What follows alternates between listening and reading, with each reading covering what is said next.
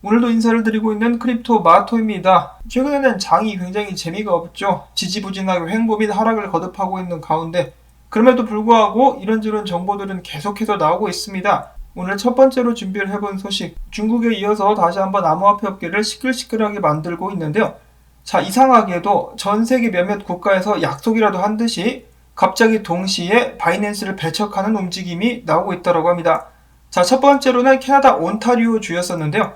캐나다 온타리오 주 같은 경우는 바이낸스뿐만 아니라 다른 유명 거래소들 바이비트, 폴로니엑스, 큐코인 등 등록되지 않았다라면서 암호화폐 거래소들에 대한 법적 조치를 시작했는데, 이에 대해서 바이낸스는 알았다, 그러면은 더 이상 캐나다 온타리오 주에 있는 사람들에게는 서비스를 제공하지 않겠다라고 하면서 해당 지역에서 서비스 철수를 선언한 상황이고, 이 사건이 있기 전 바이낸스 같은 경우 일본 금융청으로부터 이미 또 다른 경고를 받은 바도 있다고 합니다. 바이낸스가 일본 쪽에 정식적으로 등록되진 않았지만 일본 사람들이 바이낸스를 사용하고 있기 때문에 그것이 이제 불만이라는 것이겠죠. 바이낸스 측에서는 우리는 일본에서 거래 영업을 하고 있지 않으며 일본 사용자들을 적극적으로 모집하지도 않는다라고 이에 대해 답을 했다고 합니다. 그리고 이어서 어제는 영국에서 금융감독청이 바이낸스는 영국에서 승인받은 적이 없다, 그러므로 영국에서 영업을 해서는 안 된다, 나가라, 이런 식으로 또 경고를 했다라고 하네요. 이런 상황에 대해서 몇몇 사람들은 이야기하기를 아마도 이러한 조치는 영국 내에서 이미 운영 중인 거래소들이 있기 때문에 자금이 해외로 유출되는 것을 막기 위함이다 라는 의견이 있었는가 하면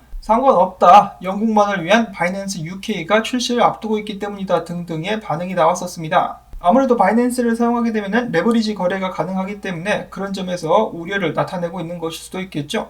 미국도 마찬가지였었습니다. 그래서 미국 사람들은 바이낸스를 사용할 수 없고 바이낸스 US를 사용을 할 수가 있죠. 이 서비스라든지 거래할 수 있는 코인들의 숫자에는 제한이 있습니다. 자, 아무튼 여기서 중요한 것은 왜 갑자기 전 세계에서 약속이라도 한 듯이 바이낸스를 쫓아내고 있는 것인가? 단순히 자국민 보호를 위한 것이라면 괜찮겠지만 이 세계 제일의 거래소라는 명성을 가지고 있는 바이낸스를 쓰는 것을 시작으로 암호화폐 투자자들을 압박하려는 것은 아닌가라는 우려도 약간 들기도 합니다. 부디 별 탈 없이 잘 지나갈 수 있기를 바라보고요. 자, 그 다음에는 이더리움 평균 거래 수수료가 2달러 15센트까지 떨어졌었다고 합니다. 최대로 올랐을 때는 얼마였는지 아십니까? 4,164달러까지 올라갔었습니다. 그만큼 지금 현재 이더리움 수요나 거래량이 떨어진 상황인데요. 뿐만 아니라 이더리움 레이어2 솔루션이 또 나와주면서 이더리움 거래 및 확장성에 기여를 해주고 있기도 합니다. 지금 이더리움 차트 같은 경우는 굉장히 안 좋다라고 하네요. 이 돈 알트 꽥꽥 오리 선생은 이야기하기를 지금 현재 이더리움 거래를 할 필요성을 전혀 못 느끼겠다. 만약에 이더리움이 크게 떨어진다 그러면 밑에서 죽을 수는 있겠지만 이더리움을 거래하느니 차라리 비트코인 거래하겠다라고 이야기를 하기도 했었습니다. 그렇지만 이더리움에 희망이 있지 않습니까? 다음 달에 진행되게 될 네트워크 업그레이드, 그것을 통한 이더리움의 소강 및 가격 상승을 아직도 많은 사람들은 꿈꾸며 기다리고 있습니다. 다음으로 이어서 실리콘밸리의 유명 투자자죠. 팀 드레이퍼가 선정한 2030년까지 가장 가치 있을 자산들 순위를 매겼다고 하는데요. 1등은 역시 비트코인, 2등은 이더리움, 3등은 코인베이스, 4등은 바이낸스, 그 아래로는 테슬라, 아마존 등등이 있었다라고 합니다.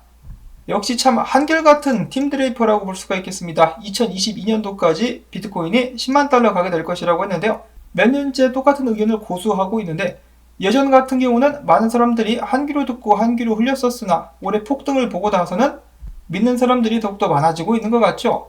내년까지 비트코인 가격이 회복을 해가지고 10만 달러 꼭 갈 수 있기를 바라봅니다.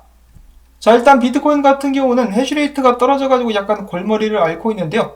비트코인이 운영되는 데는 전혀 이상이 없습니다만 아무래도 해시레이트 하락과 가격 하락이 동반되는 것이 아니냐라고 하면서 많은 사람들이 우려를 하기도 했었습니다.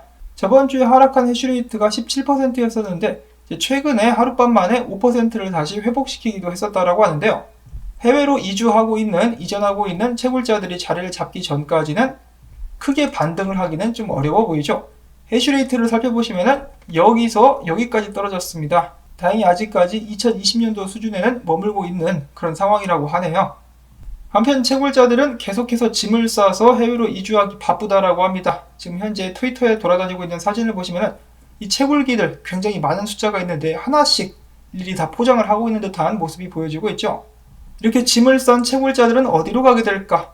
북미라든지 다른 나라로 많이 가게 된다라고 하는데요. 그 대표적인 예 중에 하나가 텍사스가 아닌가 싶습니다. 나라로 치자면은 텍사스 주 하나가 전 세계 9위 경제 규모를 가지고 있는데요. 그 텍사스에서 비트코인이 차지하고 있는 부분이 점점 더 커져가고 있다고 합니다.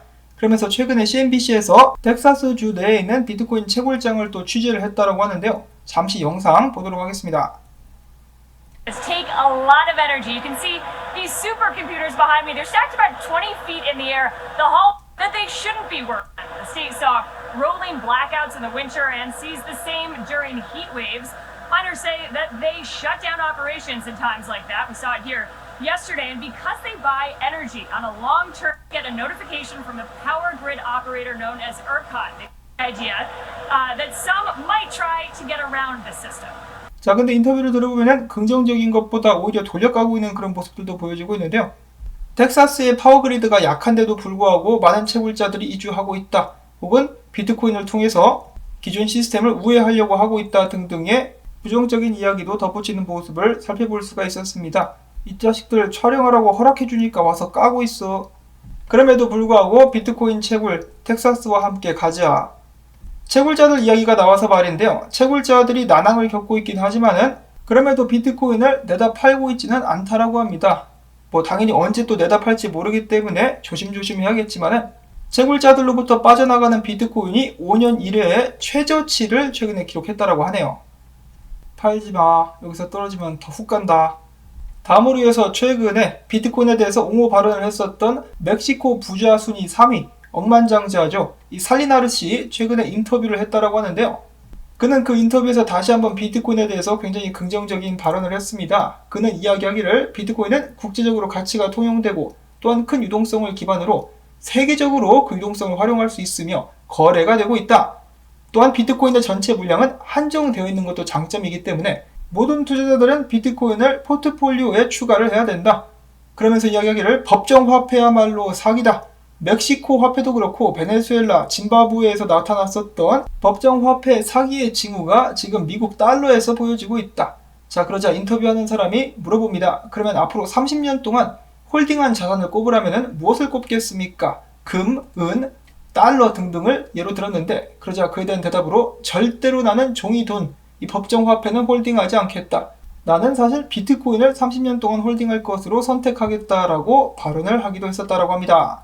그리고 여기서 끝이 아닙니다. 살리나르 회장과 그의 은행은 멕시코 내에서 첫 번째로 비트코인을 취급하는 은행이 되기 위해서 작업을 하고 있다고 하네요. 비트코인에 대해서 엄청난 신뢰를 보여주고 있는 살리나르 회장이다 라고 생각을 해볼 수가 있겠죠. 조만간에 멕시코 내에서 비트코인을 취급하는 은행의 탄생을 기대를 해봅니다. 다음으로 해서는 오늘도 빠지지 않고 소식의 한 부분을 차지하고 있는 엘살바도르에 관련된 정보라고 볼 수가 있겠는데요. 이 영상 같은 경우는 엘살바도르 대통령이 비트코인에 대한 발표를 하기 직전에 제작된 것으로서 엘살바도르에는 인구 3,000명 정도의 작은 마을이 있다고 하는데요. 이름은 엘존테라고 합니다. 이 마을에 있는 유일한 ATM 기기는 비트코인 ATM 기기라고 하고요. 당연히 장을 보거나 물건을 사고 팔 때 비트코인을 활용합니다. 영상에서 제작진은 건설직에서 일하고 있는 한 남자와 인터뷰를 하게 되는데요. 이 사람 같은 경우는 비트코인을 급여로 또 받고 있다고 합니다.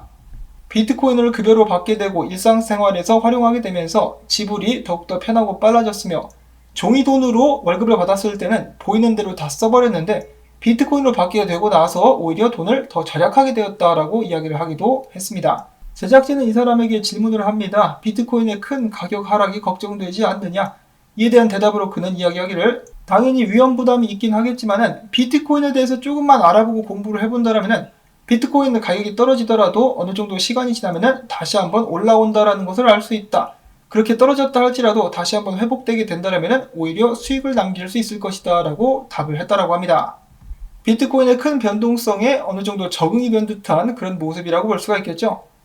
자, 이처럼 베네수엘라에서 비트코인을 도입한다라고 발표하기 전에 이미 여러 마을에서 활용이 되고 있었다는 것을 다시 한번 확인을 해볼 수가 있는 그런 부분이었습니다. 이렇게 비트코인이 실제 시민들, 서민들의 삶을 개선시켜주고 있는데 아직도 일각에서는 무조건 비트코인이 범죄에 쓰일 것이라면서 부정적인 부분만 집중하고 있는 사람들도 있는데요.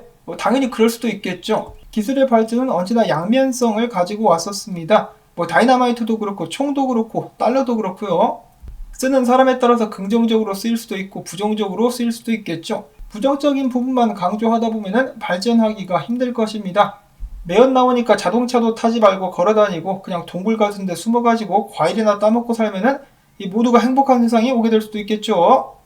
자, 아무튼 이렇게 남미권에서 이 비트코인에 대한 관심을 나타내자 존스 홉스킨 대학의 스티브 행크 교수, 그 전부터 비트코인을 튤립 버블에 비교를 하면서 까내렸었던 사람인데요. 비트코인은 부패한 국가만이 채택을 하고 있다. 뭐 미국은 부패 안 했나? 사실상 부패 안 한 국가가 있기는 한가? 라는 질문이 더 적합할 것 같은데요.